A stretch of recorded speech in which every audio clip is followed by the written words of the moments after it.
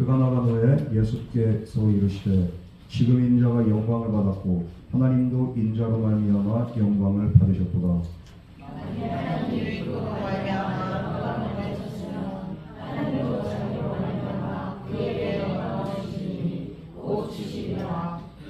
작은 자들아 내가 잠시 너희와 함께 있겠노라. 너희가 나를 찾을 것이나 일찍이 내가 유대인들에게 너희는 내가 가는 곳에 올 수 없다고 말한 것과 같이 지금 너희에게도 이르노라. 내 계명을 너희에게 주노니 서로 사랑하라. 내가 너희를 사랑한 것 같이 너희도 서로 사랑하라. 너희가 서로 사랑하면 이로써 모든 사람이 너희가 내 제자인 줄을 알리라.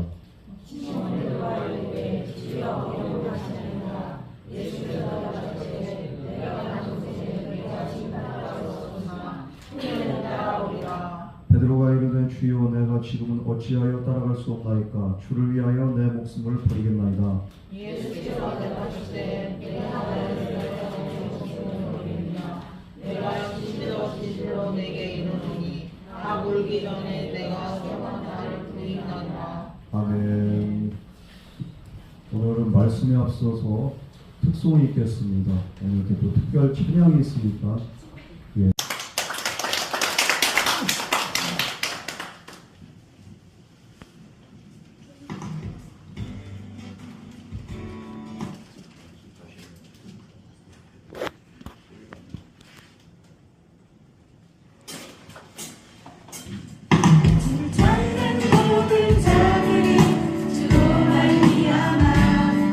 기뻐하고 즐거워하게 하시며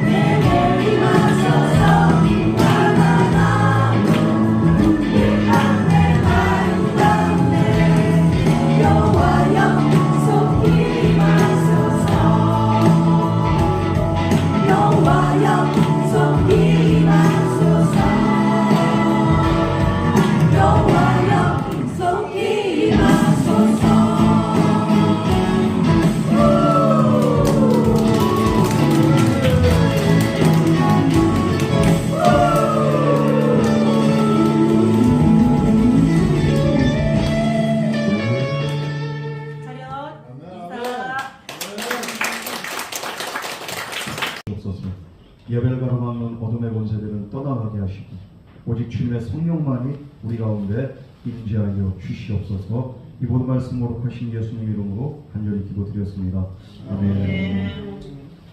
오늘은 그 새 계명이라는 그 말씀으로 함께 은혜를 나누려고 합니다. 예수님이 지난 시간 십자가에 못 박히시기 전에 사랑하는 제자들과 함께 다락방에 모여서 마지막 만찬을 나누시고 그리고 하신 게 뭡니까? 바로 제자들의 발을 씻어주셨습니다. 그러면서 너희는 이렇게 서로 섬기고 서로 사랑하고 서로 이렇게 섬기라고 합니다. 그렇게 예수님께서 제자들 끝까지 사랑하시고 그러면서 이제 제자들과 함께 만찬을 즐길 때 그 한 명의 제자는 어떻게 하기로 결단했습니까? 끝까지 예수님을 배반하고서 예수님을 팔아 넘기기로 그는 작정을 한 겁니다. 그리고서 식사 자리를 떠납니다. 이제 그가 해야 할 일을 하러 간 거예요. 예수님을 팔아서. 그래서 이제 그 바리새인들의 하수인들과 함께 예수님을 잡으러 온 겁니다. 오늘 보면 예수님께서 잡히시기 직전에 또 제자들에게 주신 고별 담화 같은 그런 성격의 말씀을 하고 있죠. 특별히 오늘 말씀 예수님께서 새로운 그 명령, 새로운 계명을 제자들에게 선포하시고 명령하시는 그런 내용입니다. 어떤 내용일까요? 우리 먼저 31절에서 32절 말씀 나같이 보도록 하겠습니다. 시작. 그러나 그의 예수께서 이르시되 지금 인자가 영광을 받았고 하나님도 인자로 말미암아 영광을 받으셨도다. 만일 하나님이 자기로 말미암아 영광을 받으셨으며 하나님도 자기로 말미암아 그에게 영광을 주시니 곧 주시리라. 먼저 지금 인자가 영광을 받았다 예수님이 그렇게 말씀하셨습니다. 아직 뭐 영광을 받은 건 아니지만 이미 완료형으로 선포를 하십니다. 그러면서 또한 그로 인해 하나님도 영광을 받으셨다. 성경 말씀은 지금 현실에 그렇게 뭐 이루어진 건 아닌데 미래에 이렇게 이루어진 일을 지금 현재 완료형처럼 그렇게 그냥 이렇게 완료형으로 선포하는 경우가 많이 있습니다. 그런데 분명한 건 무엇입니까? 바로 주님께서 영광을 받으시고 그 영광으로 인해서 우리 하나님도 영광을 받으실 거라는 거죠. 우리 하나님은 한 분이신데 성삼위 하나님입니다. 성부, 성자, 성령의 하나님. 그래서 영어로는 그 트리니티라고 하잖아요. 삼위일체. 그런데 이 삼위일체의 하나님은 위격이 삼이지만 그러나 본질은 하나라는 거예요. 영광과 권능과 모든 권세와 이 모든 것들이 본질적으로 하나이기 때문에 삼위일체고 한 분이신 하나님. 왜냐하면 똑같습니다. 우리는 사람에 따라서 권위와 권세나 그 영광이나 이런 것들이 차별이 있어요. 그러나 삼위일체 하나님은 차별이 없으시고 동등하시고 그리고 동격이시고 그리고 하나이시라는 이 삼위일체 하나님은 상호간의 영광을 취하시고 돌리시면서 긴밀한 관계를 유지하는 그런 관계임을 오늘 주님의 그 말씀을 통해서 그 비밀이 드러나고 있습니다. 그 영광은 무엇입니까? 바로 십자가의 죽음을 위한 죽는 데 영광이라고 합니다. 예수님은 자신이 가까운 제자에게 배신당하고 그리고 또 십자가의 죄 없이 죽으심으로써 영광을 받게 된다. 맞죠? 왜냐하면 이 십자가의 죽음을 통해서 구속 사역이 완성되기 때문입니다. 우리 성부 하나님께서는 구원을 계획하셨고 그리고 또 우리 성자 예수님께서는 구원을 이루셨고 그리고 또 성령 하나님께서는 우리 모든 사람들로 하여금 이 구원의 완성의 단계로 들어가게 하십니다. 이 성령 안에서 성화가 이루어지고 그리고 우리 모든 성도들이 결국에 하나님 앞에 선 그날에 구원받은 성도들은 영화롭게 됩니다. 이 최종 단계입니다. 이 구원을 완성하신 분이 바로 성령 하나님이십니다.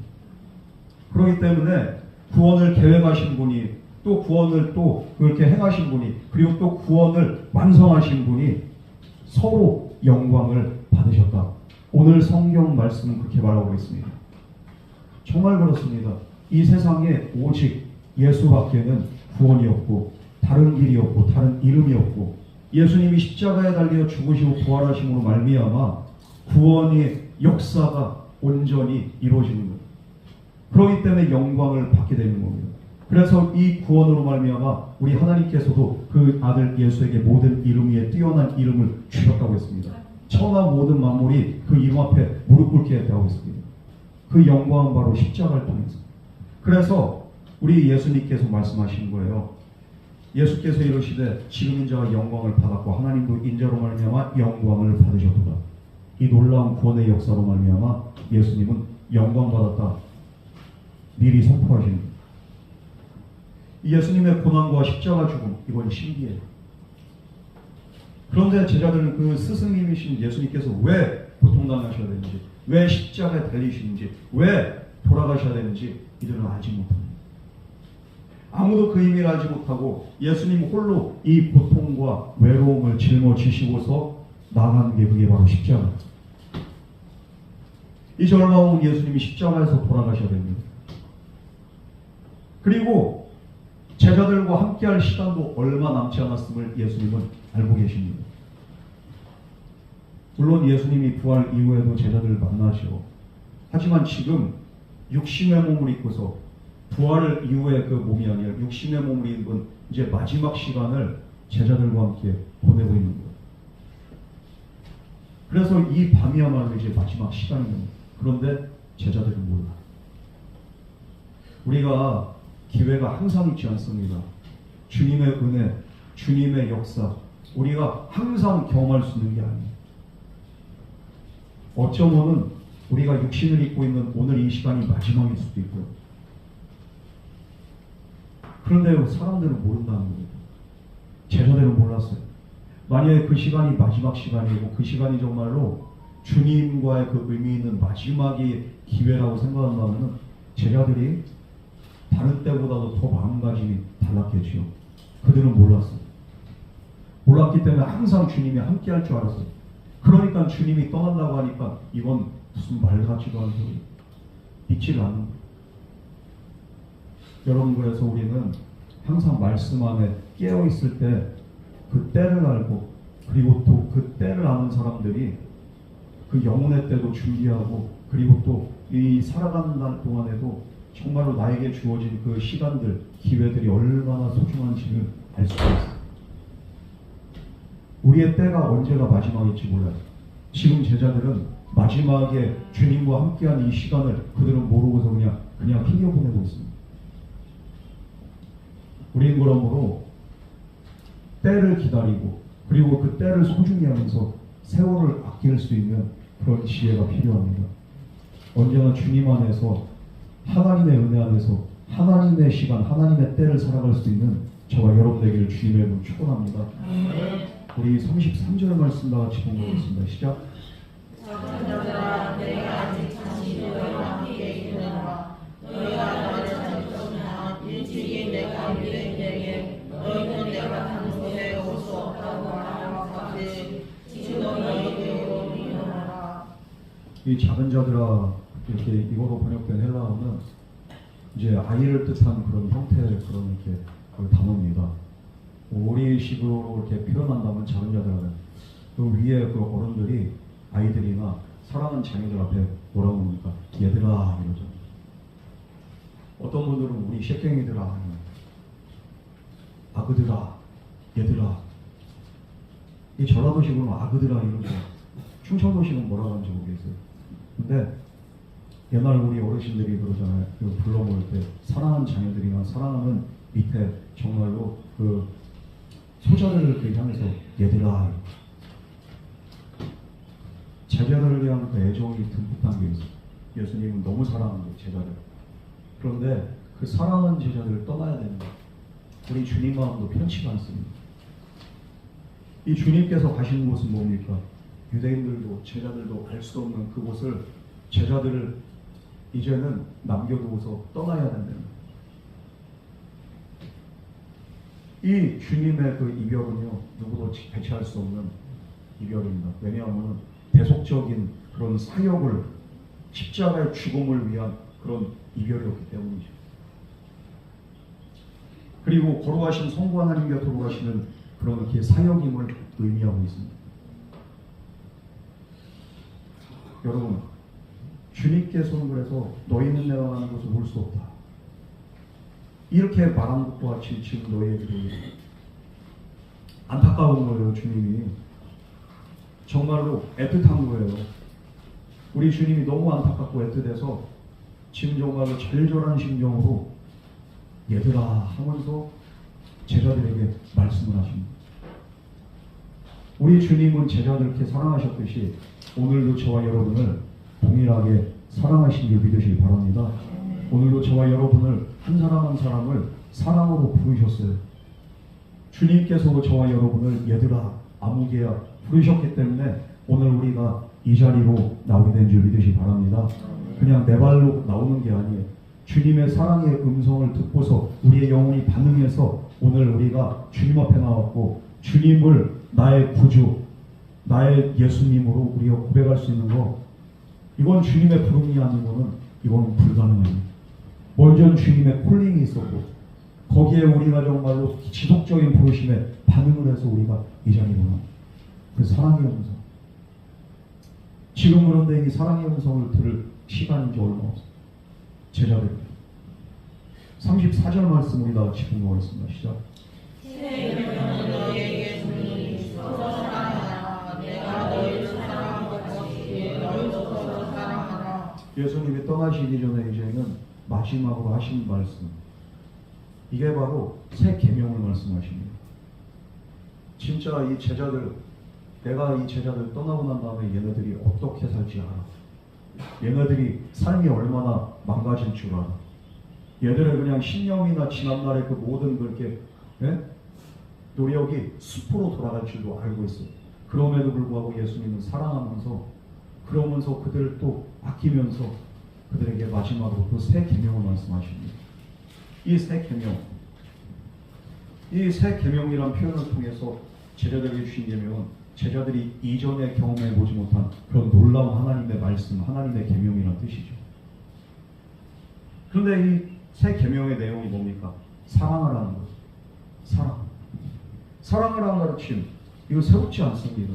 유대인들은 분명히 알고 있어요. 구약 성경의 그 기본 핵심이 뭡니까? 위로는 하나님 사랑이고 아래로는 이웃 사랑입니다. 사랑하라고 분명히 나와 있어요. 율법이고 계명이고 이건 규례입니다.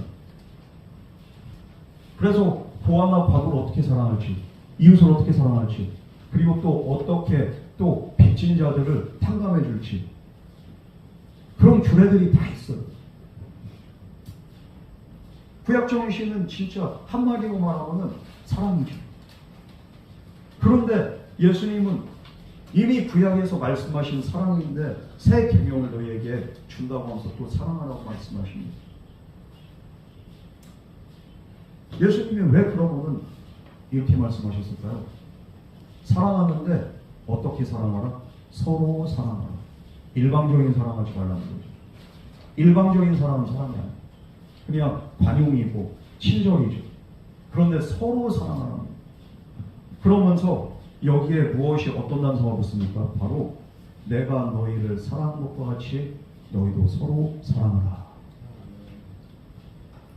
구약에서의 사랑의 방법은 율법이고 의무였습니다. 책임이었습니다. 사랑의 책임이 따른다고. 그래서 율법에 어긋나고 명령을 위반한 그 시에는 어떻게 됩니까? 무서운 책임을 지어야 됩니다. 율법은요, 책임을 수반합니다. 너희고 안 지키면은 네가 책임져야 돼. 그러나 예수님의 사랑은 어떻습니까? 의무적인 사랑이 아니에요. 율법적인 사랑이 아니에요. 사랑 안 하면 네가 이렇게 엄청나게 벌을 받거나 책임을 져야 됩니다. 대가를 치러야 된다. 이게 아니에요. 그래서 예수님의 사랑은 새 계명이라고 오늘 말씀은 저와 여러분에게 말씀하고 있습니다. 이건 단지 의무적으로 하는 게 아니라 책임감으로 하는 것이 아니라 너희들이 마음에서 우러난 정말로 진실된 사랑으로 너희가 서로 사랑하라. 어떻게? 내가 너희를 사랑한 것 같이. 내가 너희를 사랑할 때 책임감 가지고 하더냐? 내가 너희를 사랑할 때 내가 무엇은 조건을 바라보고 너희들이 말을 잘 들어서 내가 너희를 사랑했거든. 그게 아니죠. 말 안 들어도 잘못해도 맨날 실수해도 예수님은 여전히 사랑합니다. 그리고 예수님은 오히려 사랑하다 못해 그들의 종이 돼서 그들의 발을 씻어줍니다. 내가 너희를 이렇게 사랑하는 것처럼 너희도 이렇게 서로를 용납하고 사랑하고 이해해주고 관용해주고 감사를 하고 책임감, 의무감 그거 가지고 하지. 우리 성도들이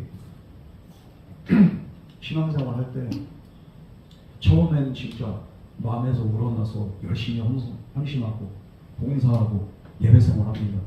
그러면서도 기쁨이 넘칩니다. 왜요? 사랑이 충만하니까. 그런데 어느 순간에 이것이 나의 의무가 되고 책임감이 된 이후부터는 어떻게 합니까? 신앙생활 의무적으로 합니다. 11조, 헌금생활, 예배생활 의무적으로 합니다. 그러면서 나에게 부담으로 다가옵니다. 사랑이 아니에요. 사랑. 진정한 사랑은 내가 정말로 주고 내가 베풀고 내가 헌신해도 아깝지가 않고 오히려 내 안에 기쁨이 넘칩니다.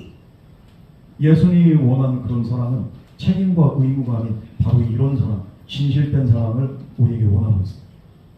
여러분, 예수님이 우리에게 진실하셨듯이 우리도 주님을 위한 그 사랑이 진실해야 되는 줄 믿으시기 바랍니다. 거짓 없는 사랑으로.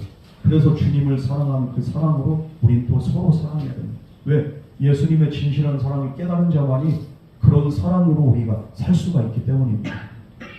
깨닫지 못하기 때문에 주님이 뭘 나를 사랑해 이런 마음으로 신앙생활하는 사람들은요 절대 이 말의 뜻을 이해할 수도 없고 그 사랑을 깨달은 자만이 경험해본 자만이 우리는 서로 사랑할 수가 있습니다.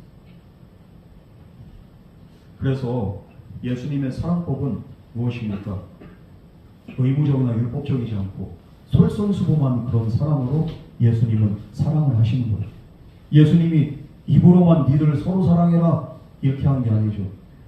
옛날 선생님들의 가르침 보면은 동자왈, 맹자왈 이러면서 그냥 옛날 그렇게 성현들의 그 가르침이 어쩌고저쩌고 그러면서 그 가르침대로 그들은 삽니까? 안 살아요. 그 가르침대로 살려면요 빈부귀천이 없어야 되고요 신분에 그냥 이렇게 차이가 없어야 되는 거예요. 근데 신분의 차이는 여전히 두면서 그러면서 에헴 하면서 자기들만의 그냥 그 가르침으로 자기들만의 그냥 사상으로 자기들만 똑똑하고 자기들만 지혜고 이게 아니에요. 예수님은 말로만 그냥 머리로만 지혜로만 지식으로만 그냥 가르친 게 아니라 행동으로 보여주셨습니다. 그래서 예를 들어서 바닥에 휴지가 떨어졌습니다. 어떻게 합니까? 지시하기 쉬워요. 야, 휴지 주소. 그런데 예수님 어떻게 합니까? 바닥에 떨어진 휴지를 본인이 주스시는 거예요. 그러면서 얘들아 휴지 줍자. 그러면은 누구의 말이 더 설득력이 있어요? 예수님의 말씀이죠. 예수님 그렇게 솔선수범을 하면서 내가 너희 이렇게 사랑하는 거 너희들 알지? 너희들이 알기 때문에 내가 어떻게 사랑하는 걸 알기 때문에 너희들도 이렇게 행동해야 돼. 얘들아 너희들 알잖아. 내가 너희들 얼마나 사랑하는지. 너도 그렇게 사랑해. 내가 너희를 이렇게 뭐 한 번이라도 그냥 비인격적으로 대한 적이 있니? 내가 너희들에게 손가락질한 적이 있니? 남들은 너희들을 이렇게 탓하지만 나는 너희들을 탓하지 않아. 왜? 난 너희를 사랑하기 때문에. 이런 사랑으로 너희도 서로 사랑해라.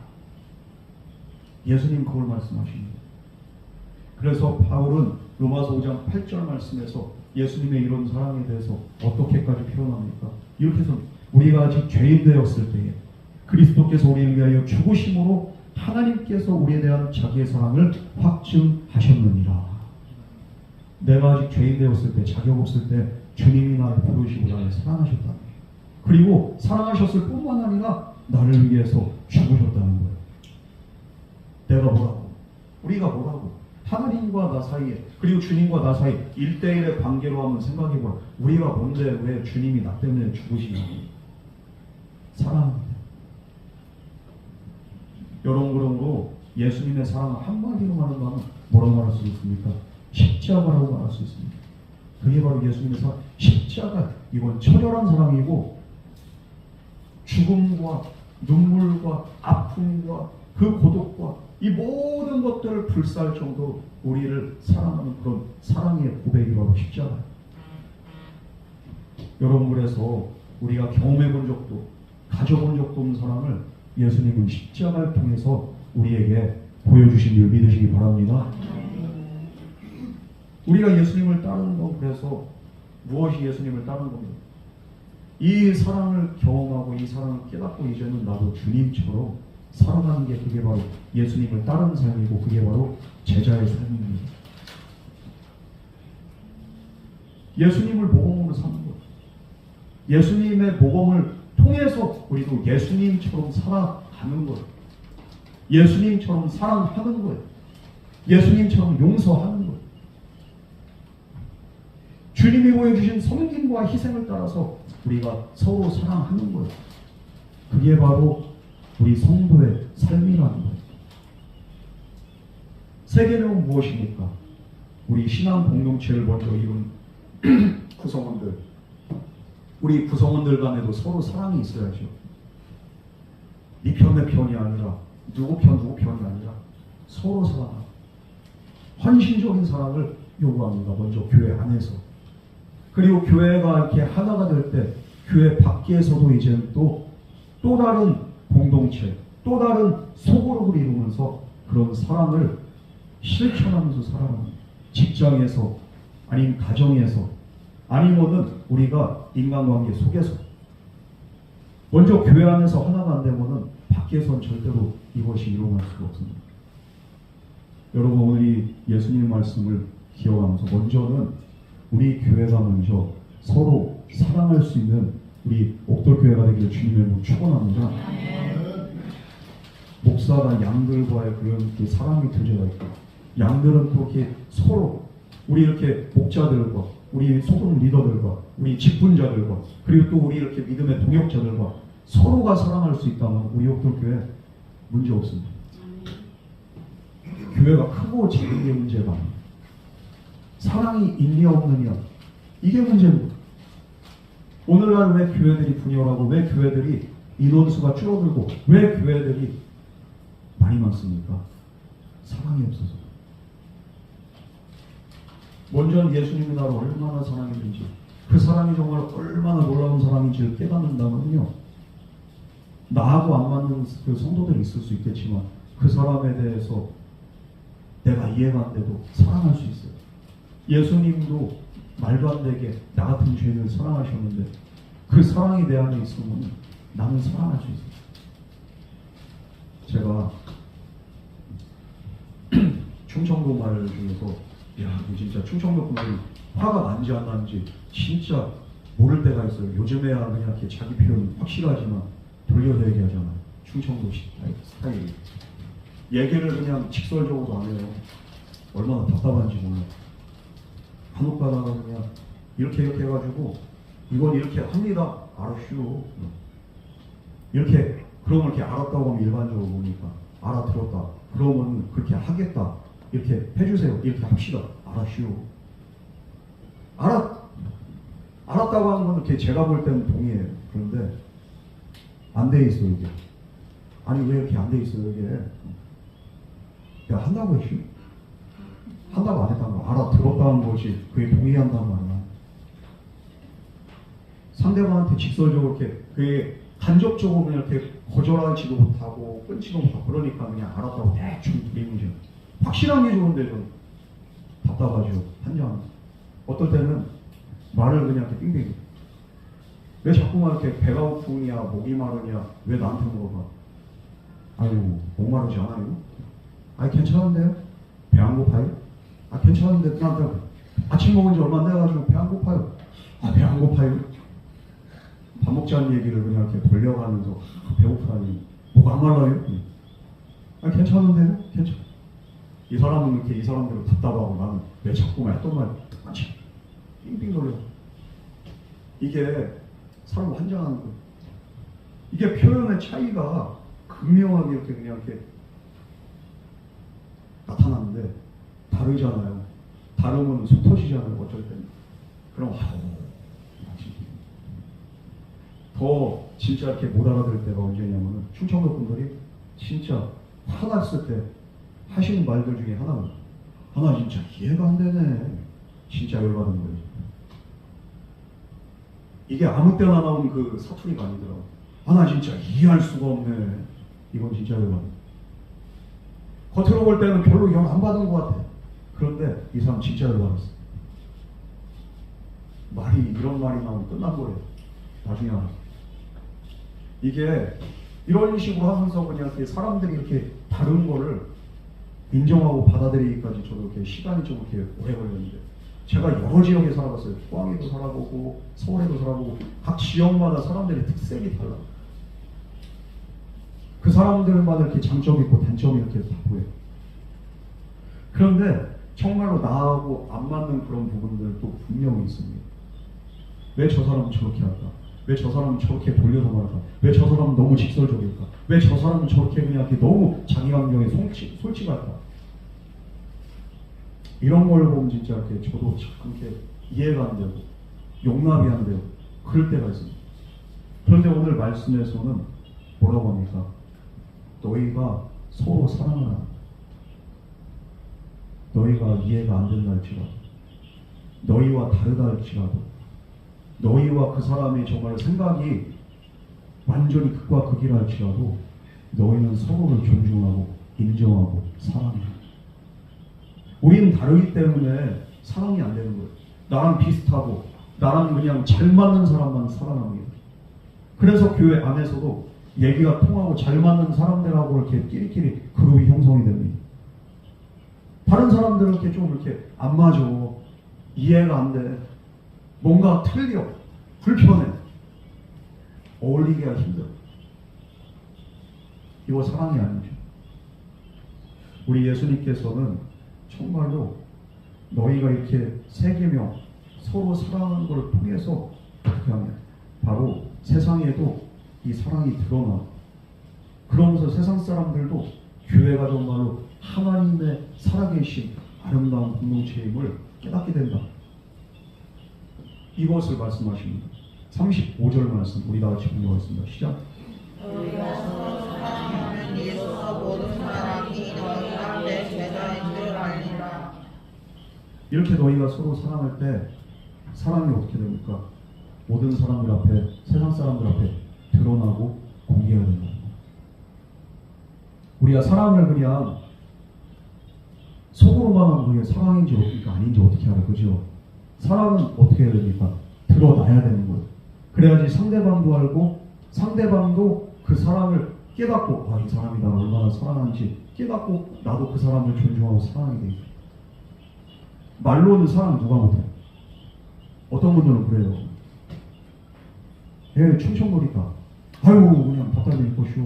얼마나 그냥 이렇게 사랑하는데 그냥 이렇게 그걸 몰라주네. 몰라지. 어떻게 알아? 그걸 사랑하면 사랑한다고 말로 표현을 하고, 그리고 또 행동으로도 하고, 이 모든 것들이 이렇게 또 그 사람을 향한 그 희생이나 그런 헌신이나 이런 것들이 있어야지 그 사람이 사랑하는지 안 하는지 이렇게 깨닫는 거 아니겠습니까? 말로는 누가 못해. 경상도는 또 그래요. 이렇게 사랑한다는 말을 죽어놓으면서. 근데 행동이나 이런 거는 그래도 이렇게 그냥 크게 잘 챙겨주고 하는데 말은 죽어도 그걸 꼭 말로 해야 하나? 경상도는 그래요. 충청도는 아이고 답답해 죽 건데 이러고 내가 사랑한다고 항상 그런디 말이요. 사랑하긴 사랑하는데 뭘 사랑 안 되고. 경상도는 또 그냥 말로 표현하. 행동은 하는지 모르. 행동은 말로. 이게 상대방이 느낄 수 있어야 되고요. 상대방이 볼 수 있어야 돼요. 너희들이 이렇게 서로 사랑하는 모습을 누가 봐야 됩니까? 바로 모든 사람들이 볼 수 있을 정도로 너희들이 사랑하고 섬겨주고 아껴주고 서로를 위해주고, 그러면은 그렇게 함으로써 모든 사람들이 너희가 내 제자인 줄 알리라. 이 사랑은 그러면은 어떻게 됩니까? 우리가 드러내야 됩니까? 그냥 혼자 속으로 감춰야 됩니까? 드러내야 됩니다. 옛날 부모님들도 엄하기만 하지 자식들을 사랑하는 거 왜 부모 마음이 안 그렇겠습니까? 그런데 자녀들이 서운해. 부모는 내가 정말 너희들을 사랑하지만 내가 표현은 하지. 그런데 내가 너희들을 얼마나 사랑해. 그러니까 헌신하고 그냥 이렇게 말없이 묵묵하게 자식들을 잘 길러내죠. 그런데 자식들은 서운한 거예요. 왜? 부모의 그런 이렇게 충분한 사랑을 받지 못했다고 생각하고요. 사랑을 드러내지 않고 그냥 이렇게 속으로만 이렇게 딱 감춰놓고 있으니까 예전엔 아버지들이 다 그랬어요.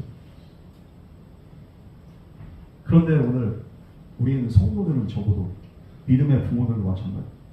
내 가족에게, 내 주변 사람들에게 사랑하면 사랑한다고 표현을 하고 그 사랑이 그 상대에게 전달이 될 수 있도록 우리가 충분하게 사랑을 표현할 뿐만 아니라 우리가 행위로도 보여주고 그렇게 할 때 상대방도 교감이 되는 거예요. 여러분 어떤 방식으로 사랑합니까? 내 방식대로 사랑하지 마시고 우리 예수님이 사랑했던 그 방식으로 사랑하고 섬기고 아껴주면서 살아갈 수 있는 저와 여러분에게 주님을 축원합니다. 그럼 예수님이 사랑했던 방식으로 하면은 우리는 어떻게 살아가야 돼요? 그 사람을 위해서 죽을 수 있어야 돼요. 여러분의 배우자를 위해서 나는 죽을 수 있을 정도면 그 사람을 사랑한다. 속으로 손대세요. 죽는 신용은 하겠지만 진짜 죽을 수 있겠어요? 못해. 우리 예수님은 그렇게 사랑하라. 내가 너를 위해서 죽을 수 있는 그런 사랑으로 너도 그렇게 상대방을 위해서 죽을 수 있을 정도로 그렇게 사랑해. 이게 얼마나 어려운 그렇게 율법의 수준입니까? 그러니까 새 계명을 내가 너희에게 준다. 이 새 계명은 기존 구약의 계명과는 완전히 다릅니다. 인간의 의로, 인간의 수준으로는 감히 도달할 수 없는 그런 수준의 계명이 바로 새 계명. 예루살렘 교회는 그런데요, 이 새 계명을 지킵니다. 자기의 집을 팔고 밭을 팔고 그러면서 가난한 자들에게 나눠주면서 그러면서 또 서로 그렇게 사랑하는데 날마다 얼마나 진실되게 사랑하는지 그러니까 날마다 모인 자의 수가 더하더라. 우리 교회가 진짜 진정으로 진심으로 사랑할 때 우리 욕돌교회는 부흥 되지 말라고 해도 저절로 부흥입니다. 사랑하지 않기 때문에 어려움이 있어요. 새로운 성도들을 어떻게 받아들여요? 새로운 성도들이 무엇을 보고서 교회에 정착합니까? 바로 교회 안에 느껴지는 그 사랑의 그 기운이 그들에게 그냥 딱 전달이 될 때 이 사람들이 교회가 오고 싶고 예배 드리고 싶고 그리고 또 우리의 그 교제를 통해서 예수님이 보일 때 이 사람들이 정말 마음의 평안과 안정을 누리고 그러면 이렇게 날마다 이곳에 오는 자의 수가 더해지게 됩니다. 그래서 우리가 믿고 따르는 예수님, 이분이 어떤 분이냐? 사랑의 주님. 예수님은 배신당할 줄 알면서도 사랑하셨고 고통당하시고 십자가에 죽기까지 사랑하셨고 그래서 우리에게 사랑이 본이 되셨습니다.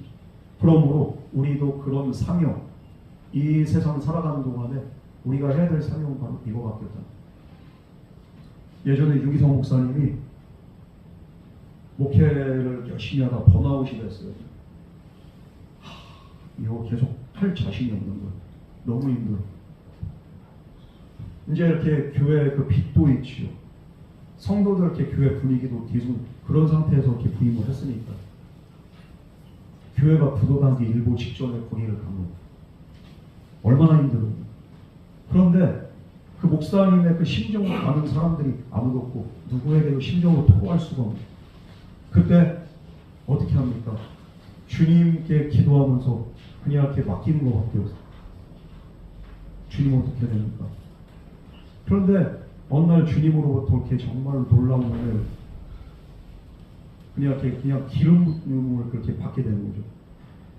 우리 주님께서 그냥 이렇게 정말 말할 수 없는 은혜를 부어주셔서 그 은혜가 너무 충만해가지고 주님 앞에 그냥 한참을 몇 시간 엎드렸어요. 네가 고민하지 마. 너는 그냥 이렇게 나를 따르는 자가 그리고 너는 그냥 나를 사랑하고 나를 신뢰하고 나를 의지해. 전적으로 나를 따르. 그러면은 주님, 내가 주님을 신뢰하고 주님을 이렇게 믿고 따르면은 내가 할 일은 뭡니까? 주님이 한 말씀 하시면 사랑해야지. 그 말씀이 그냥 그 목사님한테 팍 박힙니다. 그러면서 그 목회에 그냥 이렇게 한동안에 그 말씀 항상 가슴에 품고 교회를 사랑하고 성도를 사랑하고 주님을 사랑하고 나중에 이웃을 사랑하고 주님의 말씀을 다른 거 하지 말고 너 사랑해라. 목사님이 은퇴하는 그날까지 항상 그 말씀을 마음에 딱 품고서 그 말씀대로 살아갑니다. 우리가 해야 될 건 다른 게 아니에요. 사랑하면요 전도할 수 있고요. 사랑하기 때문에 헌신하는 거고요. 사랑하기 때문에 우리가 예배 자리에 나올 수 있는 거예요. 우리가 정말로 사랑한다면 모든 것을 할 수 있습니다. 다른 걸 하려고 하지 말고 여러분 사랑할 수 있는, 그리고 사랑하면서 정말 주님의 은혜를 날마다 풍성하게 경험할 수 있는 저와 여러분 되기를 주님의 이름으로 축원합니다. 우리 36절 말씀 우리 다 같이 보도록 하겠습니다. 시작. 시몬 베드로가 이르되 주여 어디로 가시나이까. 예수께서 이르시되 내가 가는 곳에 네가 지금 따라올 수 없으나 이는 따라오리라. 예수님의 그 수제자잖아 베드로가요. 근데 자꾸만 어디를 간다고 하는 거예요. 마지막 인사하는 것처럼 보여요. 그러니까 베드로가 앉아보잖아. 주여. 베드로가 참지 못해서 그래. 주여 어디로 가시나이까. 이 말이 그냥 주여 어디로 가시나이까. 이게 나중에 유명한 그렇게 라틴어로 이렇게 말로 있잖아. 코가리스 도미네. 코가리스가 어디로 가시나이까. 이 뜻이거든요. 나중에 이렇게 베드로가 부활의 주님을 만난 이후에 베드로가 이렇게 또 정말 이렇게 핍박을 그렇게 피해서 도망갈 때도 그 전설에 의하면 이 말을 했다는 거예요. 코바리스 도민, 주여 어디로 가시나. 도망가는 길에 주님을 만나고 나는 네가 버리고 도망간 저 교회를 향해서 간다. 베드로가 주여 다시 걸어서오나이다. 내가 가겠어. 그래서 십자가 사명을 감당했다는 이 첫 번째로 이렇게 베드로가 했던 이렇게 말이 바로 주여 어디로 가시나이까.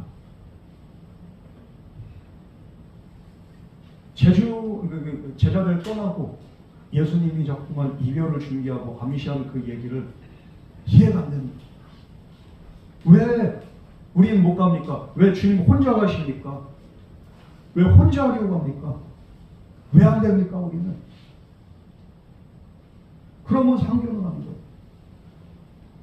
예수님께서는 베드로에게 네가 지금은 따라올 수 없어도 나중엔 따라올 것이다. 그런데 지금은 아니다. 예수님 말씀하세요. 물론 나중에는 베드로가 부활의 주님 만난 이후에는 주님을 따라서 주님의 돈을 받아서 그렇게 목회를 하고 그런 사역을 감당한 것을 이제 예수님 알고 계십니다. 그러나 지금은 아닙니다. 전생에 오면 베드로가 어떻게 합니까?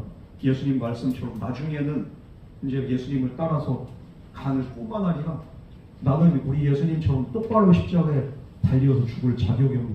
나는 주님을 부인했던 정말로 악한 자입니다. 나는 자격이 없어요. 거꾸로 매달아주세요. 이 전생에 오면 그래서 베드로는 십자가에 거꾸로 매달려서 순교하게 됩니다. 그러나 지금은 베드로가 따라올 수 없어요. 왜냐하면 그만한 믿음이 없고 그만한 주님을 향한 그 사랑의 마음이 없기 때문입니다.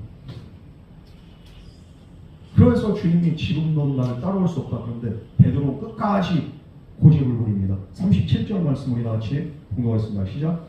베드로가 이르되 주여 내가 지금은 어찌하여 따라올 수 없나이까. 주를 위하여 내 목숨을 버리겠나이다.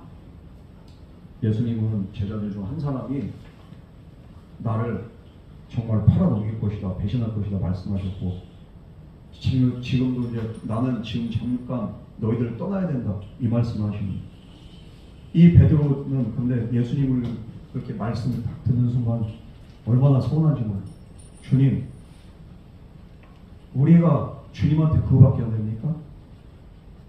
베드로와 이렇게 제자들은 예수님을 따르기 위해서 모든 것을 다 버리고서 예수님 쫓은 자들 자신이 있었어요. 무슨 상황이 있더라도 나는 절대로 주님 배신하지 않고 끝까지 주님 따라갑니다. 주님 걱정하지 마세요. 그러면서 뭐라고 합니까? 주여, 내가 주를 위하여 내 목숨을 버리겠나. 추진력 하나 끝내주고 진짜 자신감 이건 끝내줍니다. 그러나 예수님은 뭐라고 말씀하십니까? 38절 말씀 우리 다 같이 공부하겠습니다. 시작. 예수께서 대답하시되 내가 나를 위하여 내 목숨을 버리겠느냐? 내가 진실로 진실로 내게 이르노니 다 울기 전에 네가 생명하여를 보이나라. 베드로는 예수님 위해서 내가 목숨까지 버릴 수 있습니다. 주님, 왜 그러세요? 그러나 몇 시간 후에 그는 어떻게 합니까? 실족하고 맙니다.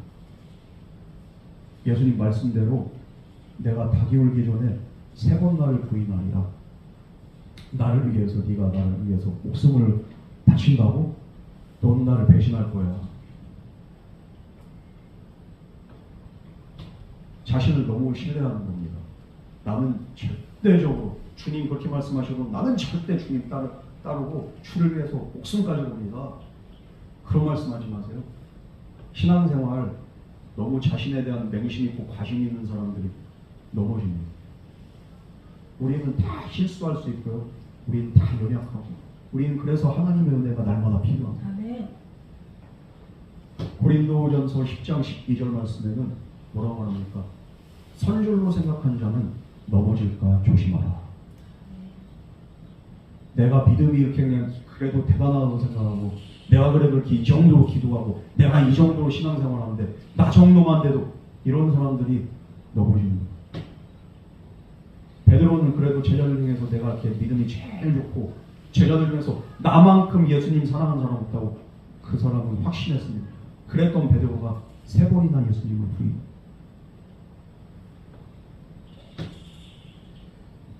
예수님은 제자들이 예수님을 버리고 떠날 걸 다 알고 계세요.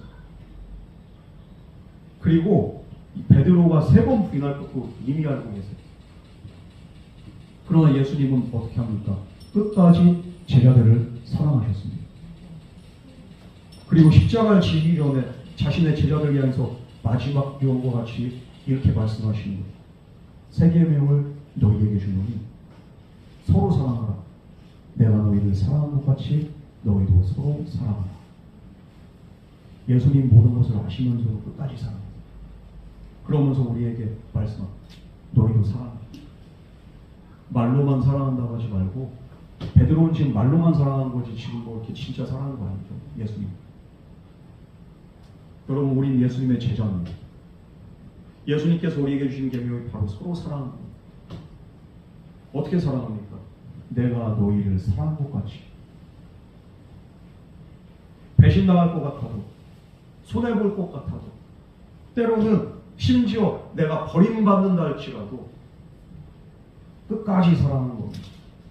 이게 바로 새 계명의 사랑입니다. 우리는 근데 어떻게 합니까? 그렇게 할 수가 없어요. 여러분 나한테 상처 준 사람 내가 용서가 됩니까?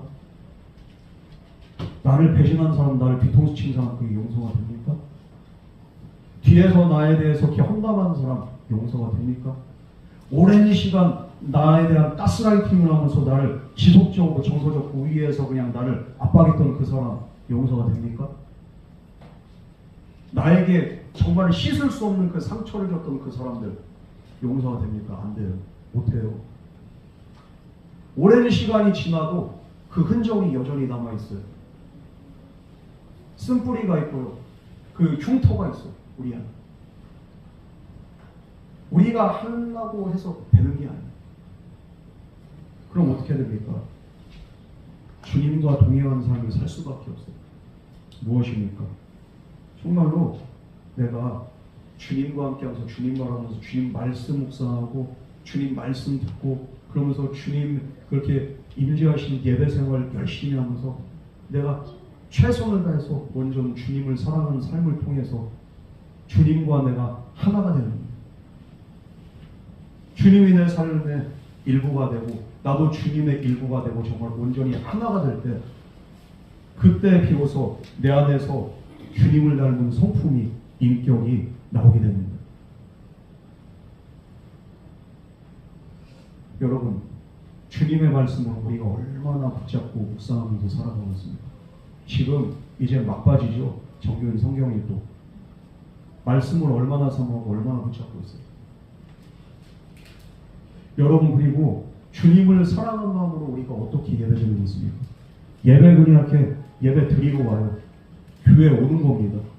그런데 예배 자세가 어때요? 정말로 내가 주님을 사랑해서 주님 만나러 온 그런 사람들은요, 사랑하기 때문에 예배 자리에 나오면서도 기쁘고 예배 자리에 나오는 것이 정말 기대가 되고, 그러면서 예배 시간이 정말 은혜가 넘치고 주님을 너무 사랑해서 사랑하는 주님 앞에 예배드린 이 시간이 너무도 귀합니다. 그 사랑으로 예배를 드리고 있습니까? 간혹 가다가 오늘 새벽에 그냥 전화 한 통을 받았는데 내가 진짜 그냥 잠이 났겠잖아. 어우, 깜짝 놀라가지고 다른 그 사람을 통해서 전화가 왔는데 오늘 인천공항이라 가지고 예배를 못 나오겠다는 한장하지. 하면 진짜 바로 그냥 혈압이 올라가대요. 없던 혈압이 갑자기 생겨. 우리가 정말로 주님 사랑한다고 말뿐인 그런 사랑이 아니라 어떻게 사랑하느냐. 주님이 나를 사랑하는 그 사랑과 은혜를 깨달은 자는요, 예배를 그냥 대충대충 설렁설렁 드릴 수가 없어. 예배 생활 정말로 최선을 다해서 정말 우리가 정말 예배 가운데 하나님 나에게 부어주신 그 은혜를 사모하는 심정으로 우리가 그 사랑하는 마음으로 예배를 드리면 예배에 어떻게 자세도 그렇고요, 태도도 그렇고요, 어떻게 예배를 빠질 수가 있겠습니까? 못 빠져. 물론 주님은 그럼에도 불구하고 저와 여러분을 사랑합니다. 그런데 우리는 어떻게 사랑합니까? 예배조차도 우리가 온전히 주님 앞에 올려드리지 못하겠죠. 그러니 우리가 어떻게 주님 명령을 실천할 수 있겠습니까? 뿐만 아니라 우리는 정말로 기도를 통해서 주님과의 그 교제를 통해서 참된 쉼과 안식을 누리고 있습니까? 때로는 우리가 주님과 정말로 교제의 시간이 필요합니다. 그 교제는 그냥 단순히 기도하는 걸로 끝나는 게 아니라 내 영혼의 안식과 휴식이 되는 거예요. 우리가 언제까지 기도해야 됩니까? 정말로 내가 평안을 누리고 내가 정말로 안식과 휴식을 누릴 수 있는 그 지경까지 우리가 정말로 절절하게 기도할 때 기도는 나에게 기쁨이 되고 나에게 은혜가 되는 거예요. 기도의 시간이 달콤하고 나에게 휴식이 됩니까? 안 되고 있어요. 그냥 힘들고 어렵고, 그렇기 때문에 주님과의 교제가 이루어지지 않기 때문에 우리는 어떻습니까? 우리는 사랑할 수가 없고, 예배를 통해서도 기도를 통해서도 말씀을 통해서도 우리는 정말 주님의 사랑 안에서 우리가 기도하고 말씀 듣고 예배드릴 때 나도 모르는 사이에 내 안에 정말 주님의 사랑이 충만하게 되고 그 사랑이 흘러넘쳐서 나 자신뿐만 아니라 우리 주변 사람들에게도 강같이 흘러가게 될 줄 믿습니다. 여러분, 예수님처럼 우리가 예수님을 사랑하고 있습니까? 먼저 우리 주님 사랑해요. 주님이 나를 어떻게 사랑했는지 그 사랑을 깨닫는 자가 사랑할 수 있습니다. 부모의 사랑을 깨닫는 자가 부모에게 효도하고 부모를 사랑할 수 있어요. 부모 사랑을 못 깨달으면요, 암만 부모의 사랑을 많이 받아도 부모한테 반항하는 거예요. 왜 참경이세요? 왜 그냥 내 인생에 자꾸만 상관이세요? 이런 소리나 하는 거예요. 그러나 우리 엄마 아빠가 나를 얼마나 사랑했는지, 나를 얼마나 정말 나를 키우기 위해서 얼마나 고생했는지 그 사랑을 깨달은 자녀들은 어떻게 합니까? 저절로 효도하게 돼 있어요. 저절로 부모를 사랑하게 돼 있고 엄마 아빠를 생각하면 눈물이 날 수밖에 없어요. 주님의 그 사랑을, 이런 사랑을, 이 은혜를 깨닫고서 우리도 먼저 주님을 사랑하고 그 사랑의 삶을 실천해 나가는 저와 여러분 되기를 주님으로 축원합니다. 우리 이 시간 같이 기도하겠습니다. 사랑과 은혜 하나님 아버지, 우리는 정말로 주님을 사랑한다고 하지만, 주님을 위해서 목숨까지 버린다고 하지만, 우리는 실제는 주님을 사랑하지 못하고 주님 뜻대로 살지 못하는 어리석고 연약한 존재들입니다. 주님이 우리를 위해서 어떤 희생을 치르셨고 어떻게 사랑했는지를 깨달아 알고 이제 주님의 사랑에 화답하는 그런 삶을, 믿음의 삶을 살아갈 수 있도록 주여 우리의 삶을 인도하여 주시옵소서. 그리고 이 삶 속에서 서로 사랑하며 한 몸이 이루는 형제 자매들이 우리 삶 가운데 많아지게 하여 주시옵소서. 이 모든 말씀 거룩하신 예수님 이름으로 간절히 기도드렸습니다. 아멘.